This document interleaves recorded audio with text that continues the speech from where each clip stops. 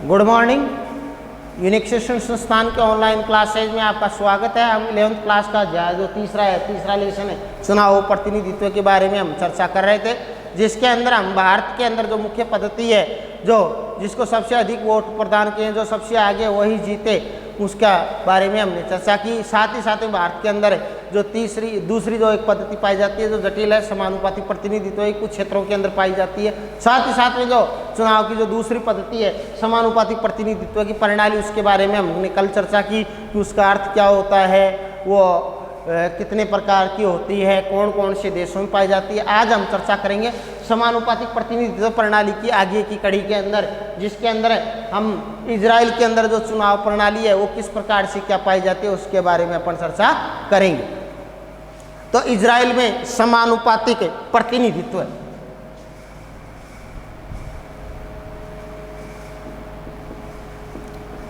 Israel में समानुपातिक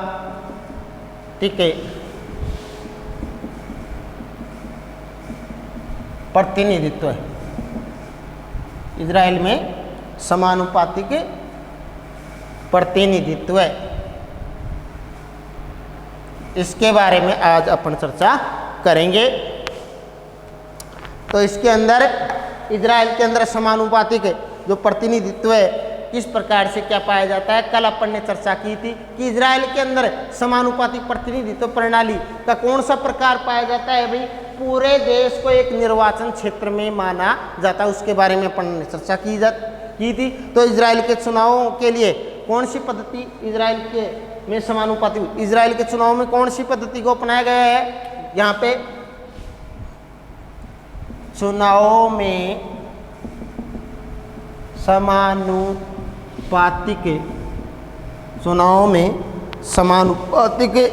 प्रतिनिधित्व है।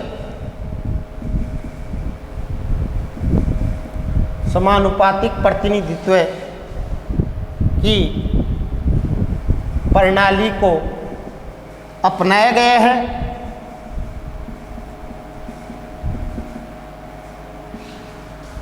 और यहाँ की जो विधायिका है, जो विधायिका को क्या कहा जाता है, विधायिका। इजराइल के अंदर विधायिका को क्या कहा जाता है भाई, विधायिका को कहा जाता है, विधायिका को जो कहा जाता है नेशेट। विधायिका का क्या नाम है, नेशेट। विधायिका का नाम क्या है, नेशेट। तो विधायिका के चुनाव यहाँ पर है, विधायिका के चुनाव कितने साल के लिए होते हैं, 4 साल के लिए। वहाँ यहाँ पर विधायिका के चुनाव, प्रत्येक विधायिका के चुनाव का नेशेट के चुनाव 4 वर्ष, कितने वर्ष के लिए होते हैं, वहाँ पे अपने यहाँ पर कितने के लिए होते हैं। जैसे हमारे यहाँ समानुपातिक प्रतिनिधित्व प्रणाली अपनाई जाती है, यहाँ पर हमारे चुनाव कितने साल के लिए किया जाता है, 6 वर्ष के लिए।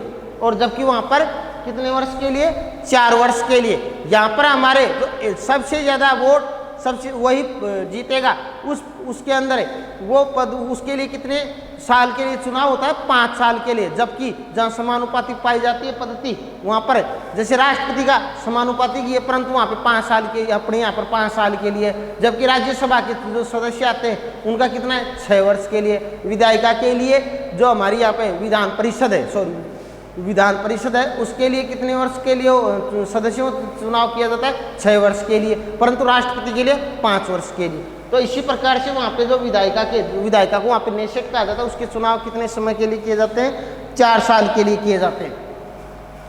तो 4 वर्ष के लिए अपने वहाँ पर विधायिका के नेशेट के चुनाव होते हैं। प्रत्येक पार्टी अपने प्रत्याशियों की एक सूची जारी करती है। वहाँ पे क्या करता है, प्रत्येक राजनीतिक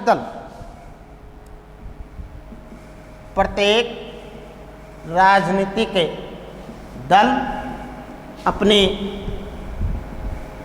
प्रत्याशियों की एक सूची जारी करता है। प्रत्याशियों की क्या करता है भाई, सूची जारी करता है। लेकिन मतदाता होते हैं वो प्रत्याशियों को नहीं बल्कि राजनीतिक दल को वोट देते हैं। लेकिन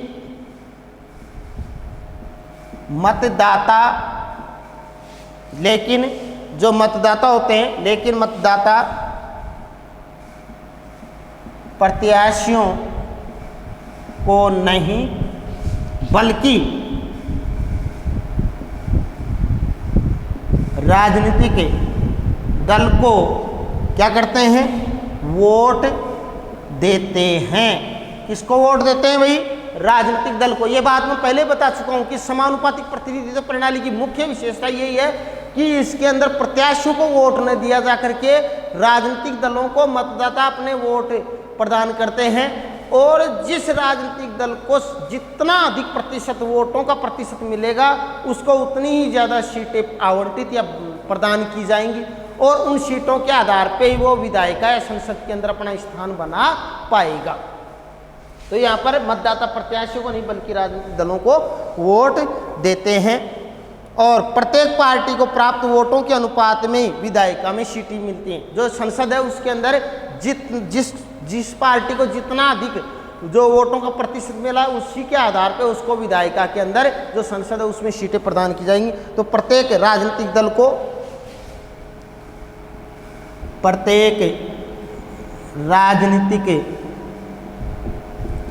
को जो प्रत्येक जो राजनीतिक दल है उसको प्रत्येक राजनीतिक दल को प्राप्त वोटों के अनुपात में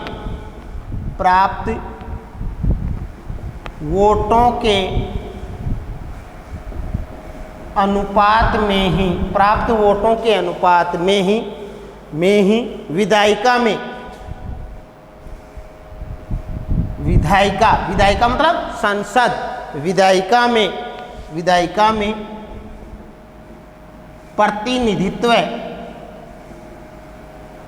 प्रतिनिधित्व मिलता है।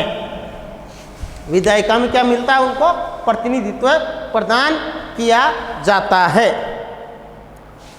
बस शर्त इसके अंदर एक चीज और जोड़ी गई है। शर्त के रूप में क्या जोड़ा गया है भाई, शर्त के रूप में एक जो मुख्य बात जोड़ी गई है वो है कि इसके अंदर विधायिका में सीट पाने के लिए वहां पर कहां पर, इजराइल के अंदर, कि विधायिका में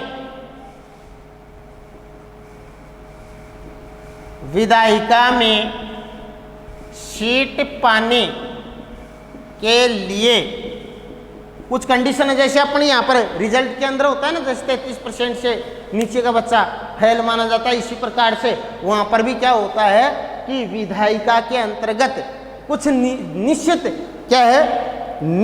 क्या किया गया है वहाँ पर विधायिका में कि निश्चित वोट प्रतिशत रखा गया है कि उस वोटिंग से यदि कम वोट प्रतिशत उसको प्राप्त हुआ तो उसको विधायिका में सीटें नहीं मिलेंगी। वोटों का निश्चित प्रतिशत रखा गया है, उससे अधिक तो आने ही चाहिए। यदि उससे अधिक आएंगे तो ही उसको विधायिका में स्थान मिल पाएगा या सीटें मिल पाएंगी, अन्यथा उसको विधायिका में कोई जगह नहीं मिल पाएगी। विधायिका के अंदर किसी प्रकार की उसके पक्ष में कोई सीटें नहीं प्रदान की जाएंगी उसको। तो उसके अंदर देखो, विधायिका में सीट पाने के लिए न्यूनतम 3.25% वोट मिलने चाहिए। 3.25% वोट मिलने चाहिए। कम से कम इतने वोट तो आने ही चाहिए। मतदाताओं के द्वारा उस राजनीतिक दल को कम से कम 3.25% यदि उसको वोट प्राप्त होंगे तो ही उसको विधायिका में जगह मिल पाएगी, अन्यथा उसको विधायिका में जगह नहीं मिल पाएगी। इससे ज़्यादा जितने भी उसको वोट जिस राजनीतिक दल जितना अधिक वोट प्रतिशत मिलेगा उसको विधायिका में उतनी ज़्यादा सीटें प्रदान की जाएंगी। इससे देखो इसका परिणाम क्या निकल कर के आता है, क्योंकि वहां पे वोटों का प्रतिशत जिस दल को मिल जाता है कोई बात नहीं, ठीक है, सबसे ज़्यादा मिला उसको विधायिका में सबसे ज़्यादा सीटें मिल गई। परंतु उससे कम यदि सबसे ज़्यादा थोड़ी कम जिसको वोट प्रतिशत मिला है उसको कम सीटें मिलेंगी। तो इससे क्या होता है, पूर्ण बहुमत में एक सरकार नहीं बन पाती है, पूर्ण रूप से एक दल नहीं आ पाता है। इससे क्या होता है, बहुत सारे दल मिल करके क्या करते हैं, वहाँ पे सरकार बनाते हैं। तो इस प्रकार से इस रूप को हम कहते हैं। इस कारण से प्राय वहाँ पर क्या देखने के लिए मिलता है, इससे प्राय बहुदलीय गठबंधन सरकारें बनती हैं। इससे प्राय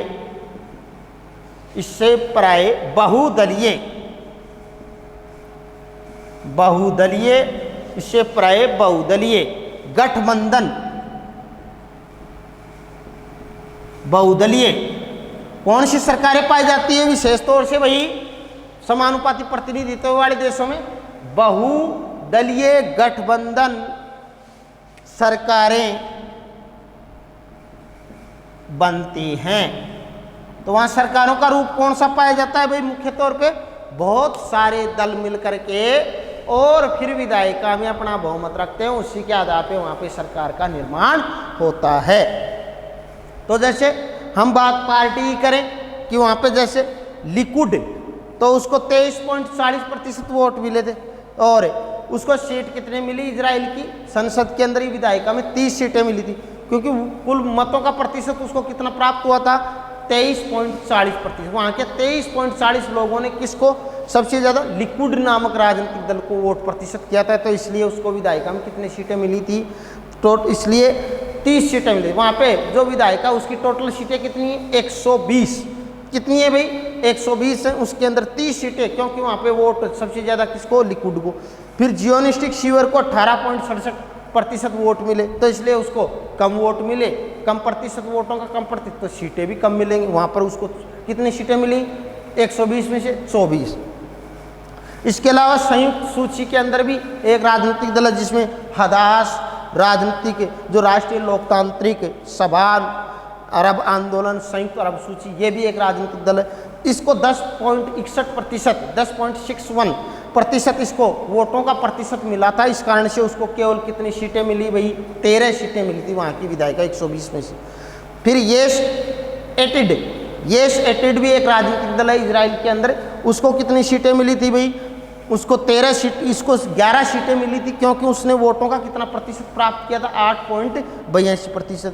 और कुनाल जो है कुलानू, वो भी एक राजनीतिक दल है इजराइल के अंदर। उसको वहाँ के लोगों ने कितना वोट प्रतिशत प्रदान किया था?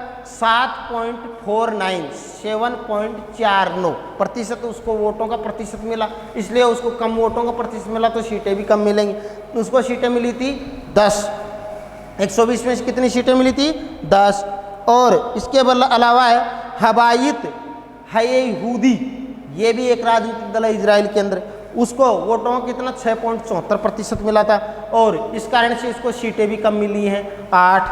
और सास नाम का भी राजनीतिक दल है वहाँ पे, कहाँ पर? इजराइल के अंदर। और उसको कुल मतों का प्रतिशत कितना मिला? उसको 5.74% वोट प्रतिशत मिले थे, इसलिए कम वोट मिले, तो उसको भी क्या है? वोट प्रतिशत कम मिलने के कारण वहाँ की विधायिका के अंदर सीटें कम मिली थी, और वो कितनी मिली? 7। इसके अलावा इजराइल बीयूटेनू, ये भी एक राजनीति, उसको 5.10% वोट मिले थे, इसलिए उसको 6 सीटें प्रदान की गई। यूटीजे एक राजनीतिक दल, ये भी है, इसको 4.99% 99, इसको 6 सीटें मिली। और इजराइल का वामपंथ, उसको 3.93% क्या मिला था? जो वोट प्रतिशत मिला, इसलिए इसको सीटें कितनी मिली? केवल 5 वहाँ की विधायक। और इसके अलावा अन्य जो राजनीतिक दल थे, छोटे मोटे और भी थे, उनको वोटों का प्रतिशत कितना मिला? 4.51, तो इसलिए उनको सीटें मिली 0। वहाँ की विधायिका में कोई जगह नहीं प्रदान की गई, कोई सीटें नहीं प्रदान।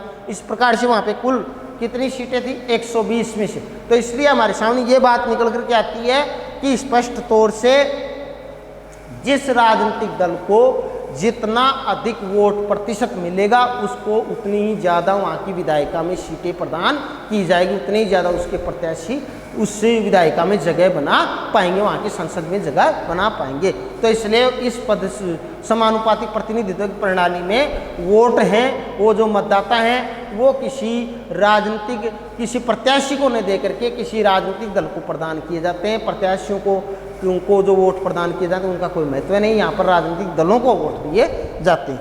तो इसी प्रकार से देखिए, भारत में हमने समानुपातिक प्रतिनिधित्व प्रणाली को केवल अप्रत्यक्ष चुनाव के लिए सीमित रूप में अपनाया। क्योंकि अप्रत्यक्ष इसलिए क्योंकि जनता प्रत्यक्ष रूप से समानुपातिक प्रतिनिधित्व प्रणाली के अंदर भाग नहीं लेती, बल्कि जनता के चुने हुए जो प्रतिनिधि, इसलिए वो अप्रत्यक्ष होगा। जनता के चुने हुए प्रतिनिधि क्या करते हैं? इस प्रणाली का प्रयोग करते हैं। और हमारा संविधान, इस प्रणाली को हमने कौन कौन से क्षेत्रों के अंदर अपनाया है? समानुपातिक प्रतिनिधित्व प्रणाली को राष्ट्रपति, उपराष्ट्रपति, राज्यसभा और विधान परिषदों के चुनावों के लिए क्या कौन सी पद्धति को अपनाया गया है भाई? समानुपातिक प्रतिनिधित्व प्रणाली का तीसरा रूप दो रूप हमने पढ़ लिए थे, पूरे देश को एक निर्वाचन क्षेत्र में, पूरे देश को बहुसदस्यीय निर्वाचन क्षेत्र में, और तीसरा जो रूप पाया जाता है समानुपातिक प्रतिनिधित्व प्रणाली का, जो बहुत ही जटिल रूप है और वो कहाँ अपनाया गया है, भारत के अंदर। तो तीसरा और जटिल रूप प्रस्तावित करता है जो भारत के अंदर है। तो भारत के अंदर देखिए,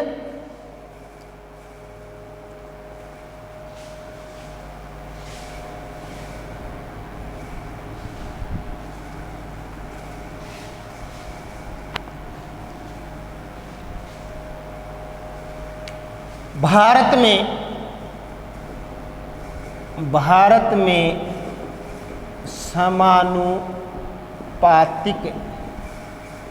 में समानुपातिक प्रतिनिधित्व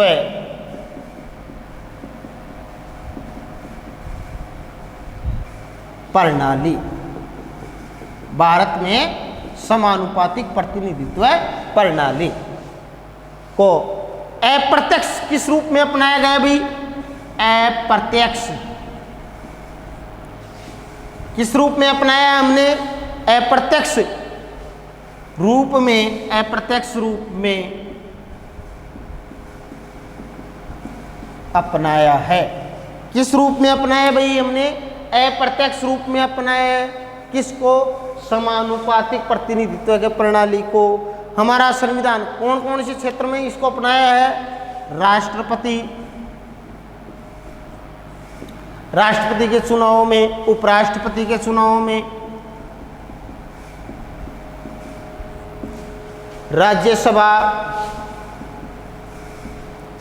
राज्यसभा और विधान परिषद और विधान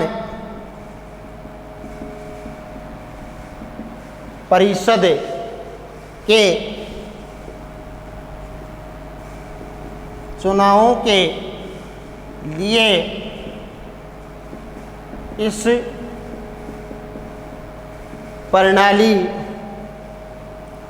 इस प्रणाली को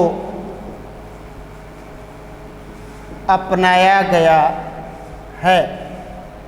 कौन सी प्रणाली को, समानुपातिक प्रतिनिधित्व की प्रणाली को अपनाया गया है। और इस प्रकार से हमने जो यहाँ पर जो प्रतिनिधित्व की जो भारत के अंदर, साथ में हमने इजराइल के अंदर किस प्रकार से क्या अपनाया गया है समानुपातिक प्रतिनिधित्व प्रणाली को, कैसे, तो इसके बारे में हमने चर्चा की। कल हम चर्चा करेंगे भारत के अंदर जो तीसरा जो रूप अपनाया गया है, जो समानुपातिक प्रतिनिधित्व प्रणाली का, विशेष तौर से हम राज्यसभा के लिए हम कल चर्चा करेंगे कि राज्यसभा में हम कैसे इस प्रणाली का हमने प्रयोग किया है, समानुपातिक प्रतिनिधित्व प्रणाली का। धन्यवाद।